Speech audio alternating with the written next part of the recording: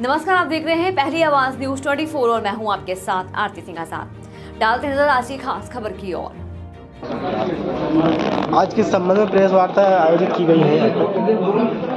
सागर जिले खुरई विधानसभा के नोनागिरी बरोदिया गांव में एक दलित परिवार के 3 लोगों की हत्या हो गई है और उस परिवार को अभी तक ना कोई मुआवजा मिला है, ना कोई न्याय मिला है और जो लोग बचे हुए हैं उनको धमकी दी जा रही है और प्रशासन के व्यक्ति वहां पे एडिशनल एसपी संजीव कुमार जी दबाव बना रहे हैं कि विष्णु उनका एक बच्चा है, बोले इसे भी मार दिया जाएगा। उसका मोबाइल जब्त कर लिया जाता है, मोबाइल से कुछ गलत तस्वीरें अपलोड कर दी जाती हैं जिसमें कोई हथियार लेके और उस पर केस दर्ज किए जाते हैं और उसको जिला भर दर्ज कर दिया जाता है। तो देश में ऐसी पहली घटना होगी जो एक दलित परिवार की 3 हत्याएं सिलसिलेवार हो जाती हैं कि पहली हत्या का दूसरा गवाह को मार दिया जाता है और लास्ट में जो गवाह पीड़िता थी, बच्ची के साथ छेड़छाड़ की गई थी, जहां से घटना की शुरुआत हुई थी, वो सारे हत्याओं की गवाह थी दोनों की, तो उसको भी मार दिया जाता है और उसको एक्सीडेंट दिखा दिया जाता है और कहा जाता है कि इनका एक्सीडेंट हो गया है।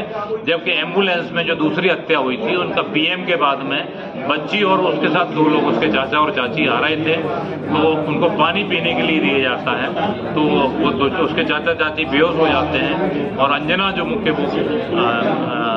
पीड़िता थी वो पानी नहीं पिया, उसने होश में थी, तो उसको मार दिया जाता है और कह दिया जाता है कि पता नहीं क्या हुआ, जो जब होश में आते हैं उसके चाचा चाची, एम्बुलेंस को लाने का आधा घंटे का रास्ता था वो 4 घंटे में पहुंचती है, रास्ता बदल के जो भी उसकी घटना की जाती है और कह दिया जाता है कि एक्सीडेंट से हो गया है, लेकिन उसकी हत्या की गई है, किसी पे एफआईआर दर्ज नहीं हुई है।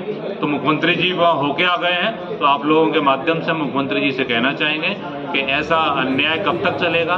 दलितों के साथ ऐसी पहली घटना है मध्य प्रदेश में और देश में जो 3 हत्याएं हो गई और लगातार दबाव बनाया जा रहा है क्योंकि वहां भारतीय जनता पार्टी के बड़े नेता, पूर्व गृह मंत्री और वर्तमान विधायक भूपेंद्र सिंह जी के रिश्तेदार और उनका डायरेक्ट इन्वॉल्वमेंट है, इसलिए उनके परिवार के साथ अन्याय हो रहा है। तो मैं मांग करता हूं कि 1-1 करोड़ रुपए तीनों लोगों को नौकरी जो हत्याएं हुई हैं और आवास और साथ में भूपेंद्र सिंह जी और उनके रिश्तेदार अंकित सिंह जी जो अभी इनके ऊपर एफआईआर नहीं हुई है, इनकी भी गिरफ्तारी एफआईआर करके गिरफ्तारी की जाए, तब उस परिवार को न्याय मिलेगा और एक आरोपी की जमानत भी हो जाती है।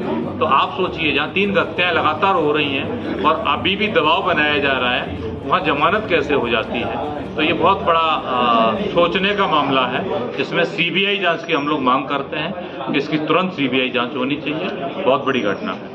वर्तमान सरकार के जिस तरह से तानाशाही रुख अभी देखा जा रहा है, अगर सरकार दबाव में आके कार्य नहीं करती है तो आपकी पार्टी और आप लोग फिर क्या नया एक्शन मोड पे आएंगे?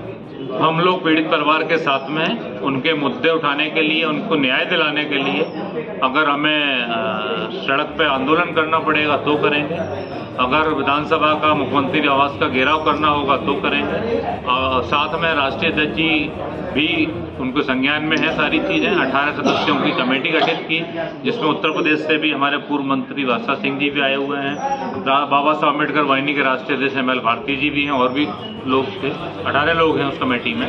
तो सब लोग राष्ट्रीय अध्यक्ष जी को भी जानकारी देंगे और अगर जरूरत पड़ेगी तो संसद में भी इस मुद्दे को उठाया जाएगा। समाजवादी पार्टी के 37 सांसद हैं और राष्ट्रीय अध्यक्ष जी पूरे देश की आवाज है, पीडीए की आवाज है, वो मुद्दों को उठा रहे हैं। जहां एक और सरकार कहती है कि हम दलित और गरीबों के साथ हैं, वहीं अक्सर मध्य प्रदेश में हर 6 महीने या 3 महीने में किसी दलित या कोई गरीब शोषण का शिकार होता है। इस विषय पे आप क्या कहेंगे? ये भारतीय जनता पार्टी केवल भारत की झूठ और बेईमान पार्टी है।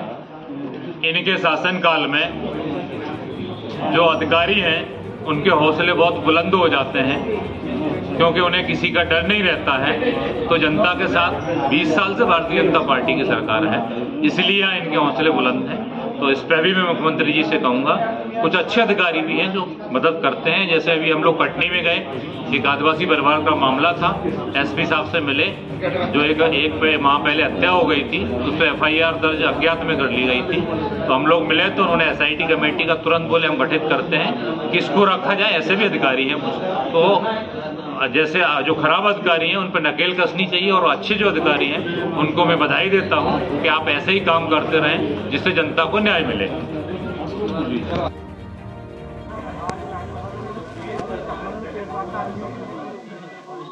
ये बरोदिया नोनागिर करके गांव है जो भूपेंद्र सिंह जी का क्षेत्र है, जो पूर्व गृह मंत्री रहे हैं सागर जिले में। वहाँ पर 3 दलितों की एक ही परिवार के एक सीरियल किलिंग्स हुई है, वहाँ पर हत्या हुई है। हत्या करने वाले जो मुख्य आरोपी हैं उनको आज तक गिरफ्तार नहीं किया गया है।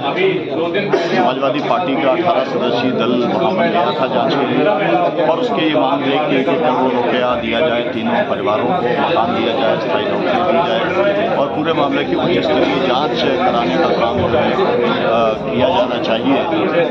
ये जांच सर्वोच्च न्यायालय के न्यायाधीश से कराई जा सकती है, CBI से कराई जा सकती है, लेकिन हम लोगों ने जो यहाँ पर समय चाहा DGP महोदय से, उन्होंने समय अभी तक देने का काम नहीं किया है। आश्चर्य की बात यह है कि अंजना जिसकी हत्या हुई है उसके बारे में पुलिस का ये कहना है कि वो अपने चाचा की लाश के साथ में वो लौट रही थी और एम्बुलेंस से गिर गई, इसलिए उसकी मौत हो गई। हमें लगता है कि उसकी हत्या हुई है और हत्या का प्रकरण दर्ज किया जाना चाहिए और पूरा जो मसला है उसमें कार्रवाई इसलिए नहीं हो रही है कि भूपेंद्र सिंह जी के दबाव में स्थानीय वहाँ के पुलिस अधीक्षक स्वयं मोहन यादव जी गए थे, हमारे मुख्यमंत्री, वो भी उनके दबाव में है, इसलिए अब तक जो कार्रवाई होनी थी वो कार्रवाई नहीं की गई। क्या चाहते हैं आप? CBI से जांच चाहते हैं, सर्वोच्च न्यायालय के से न्यायाधीश से जांच चाहते हैं, 1 करोड़ रुपया उस परिवार को दिलवाना चाहते हैं, मकान दिलवाना चाहते हैं, नौकरी दिलवाना चाहते हैं और जो एक वहाँ पर एक विष्णु करके है जो उनका एक जो भाई बचा हुआ भाई है, 2 की हत्या हुई, जिसके बारे में वहाँ के SSP कहता है संजीव सिंह, उनकी माँ को कहता है कि ये भी नहीं बचेगा क्योंकि वो बहुत उठापटक कर रहा है, कोशिश कर रहा है कि हत्यारों को सजा मिले। तो मध्य प्रदेश में पूरी तरीके से जो है सुरक्षित है ना, समाजवादी पार्टी उनकी लड़ाई लड़ने का काम करेगी। फिलहाल इतना ही, कल फिर हाजिर होंगे एक और बड़ी खबर के साथ। तब तक के लिए बने रहे हमारे साथ और देखते रहें पहली आवाज न्यूज़ 24। नमस्कार।